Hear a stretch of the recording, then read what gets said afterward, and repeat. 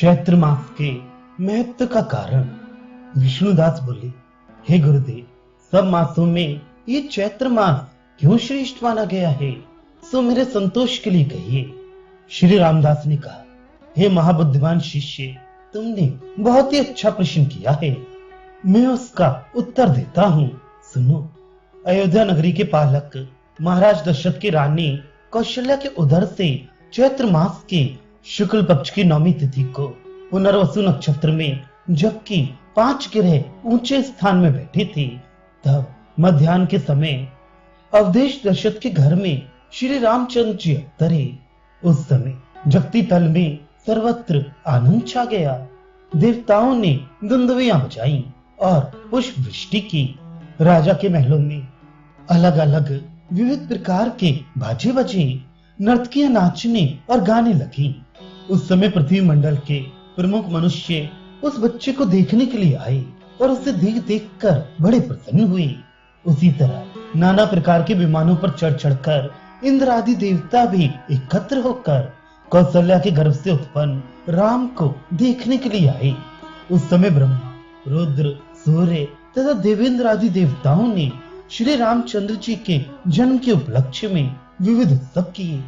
इस तरह उत्साह के समय आकाश में विद्यमान देवता राम को प्रणाम करके नाना प्रकार के स्तोत्रों से स्तुति कर रहे थे।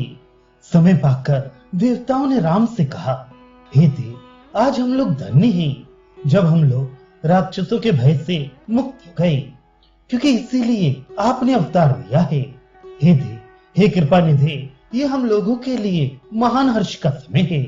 इसी के कारण ये पवित्र समय सर्वश्रेष्ठ माना जाएगा। आप भी इस बात को अंगीकार करते हुए इस समय को बहुत से वरदान दीजिए। उनकी ऐसी बात सुनकर भगवान श्री रामचंद्र जी उन पर बहुत प्रसन्न हुए और कहा, हे देवताओं, आप लोगों ने बड़ी अच्छी बात कही है और तीनों लोगों के उपकार करने वाले विविध स्तोत्रों से स्तुति की है। इससे मैं बहुत प्रसन्न होकर कहता हूँ, ये मास सब मासों में श्रेष्ठ होगा। वैशाख से कार्तिक श्रेष्ठ है, कार्तिक से माघ श्रेष्ठ है और माघ से भी ये चैत्र मास श्रेष्ठ होगा। इस मास में किया हुआ दान, हवन, स्नान और ध्यान, ये सब कर्म करोड़ गुना फल देगा और अयोध्या में तो उससे भी विशेष फल प्राप्त होगा।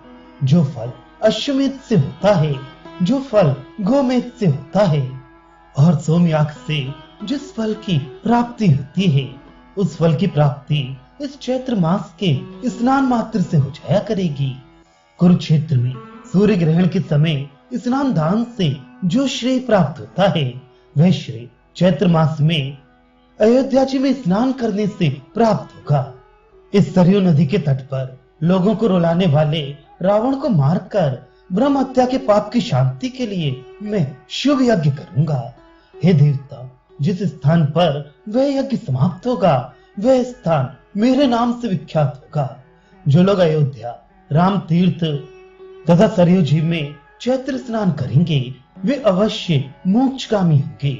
जिस तरह सुख की इच्छा रखने वालों को माघ में प्रयाग स्नान करना आवश्यक होता है, जिस तरह कार्तिक में काशी की पंचगंगा के जल में स्नान करने का विधान है और जिस तरह वैशाख में द्वारका स्नान कल्याणकारी माना गया है, उसी तरह का महात्म्य चैत्र मास में अयोध्या के राम तीर्थ का होगा।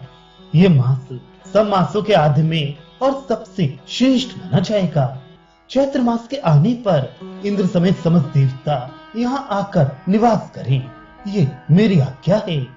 विष्णु भगवान ने इंद्र आदि देवताओं से ऐसा कहा और देवताओं ने उनको प्रणाम किया, जिससे भगवान की एक असाधारण कांति चमक उठी। तदनंतर शिव जी नंदी पर सवार होकर अपने स्थान को चले गए। अन्य देवता भी अपने अपने स्थान को चल पड़े। इसी कारण चैत्र मास सब मासों में श्रेष्ठ माना जाता है और भगवान के वरदान से सब मासों के आदि में गिना जाता है। इस प्रकार हे शिष्य, जैसा तुमने पूछा, वह रामचंद्र जी के वरदान आदि का वृत्तांत मैंने कह सुनाया।